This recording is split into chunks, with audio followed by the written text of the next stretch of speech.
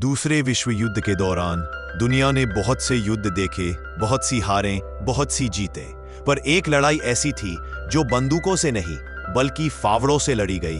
एक ऐसा रास्ता जो मिट्टी से नहीं बल्कि खून, पसीने और मौत से तैयार हुआ था। स्टिलवेल रोड, लीडो से बर्मा तक फैला वह रास्ता जिसने जंगलों को चीरकर एलाइड फोर्सेस को उम्मीद दी और जापानी सेना की घेरेबंदी को तोड़ डाला।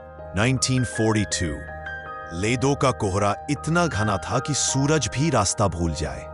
इसी धुंध के बीच भारतीय, अमेरिकी और चीनी सैनिकों को एक असंभव सा आदेश मिलता है। बर्मा तक एक सड़क बनानी है, वह भी घने जंगलों, दलदलों, पहाड़ों और मौत के बीच से।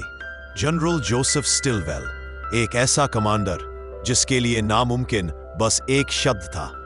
उसने कहा, अगर हवाई सप्लाई गिरती है पर गिर नहीं पाती तो हम जमीन बना देंगे जिस पर वह चले।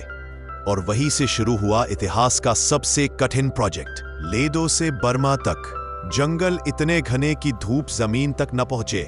सांप, जोक, मच्छर, मलेरिया और हर मोड़ पर छुपे जापानी स्नाइपर। यह जंगल दुश्मन से भी ज्यादा खतरनाक था। सैनिकों को सिर्फ सड़क नहीं काटनी थी, उन्हें अपनी जान भी बचानी थी। बारिश इतनी होती कि उन्हीं पहाड़ियों में रास्ते रातों रात बह जाते। मजदूर और सैनिक घुटनों तक कीचड़ में उतरकर पत्थर काटते, लकड़ी उठाते, पुल बनाते और शाम थकावट मौत जैसी। लेकिन मिशन जारी रहा क्योंकि चीन तक सप्लाई पहुंचाना एशिया की किस्मत तय करने वाला था। 1944 महीनों की मेहनत के बाद पहला ट्रक काफिला घने जंगल में दहाड़ता हुआ आगे बढ़ता है।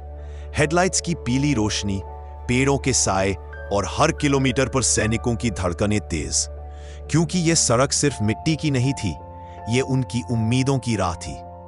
जापानी सेना लगातार घात लगाती, बारूदी सुरंगें लगाती, लेकिन सड़क बनना नहीं रुका। यह रास्ता धीरे धीरे एक लाइफलाइन बनता गया जो एलाइड फोर्सेस को फिर से खड़ा कर रहा था। जनवरी 1945 जब पहला काफिला कुनमिंग पहुंचा, सैनिकों ने राहत की सांस ली।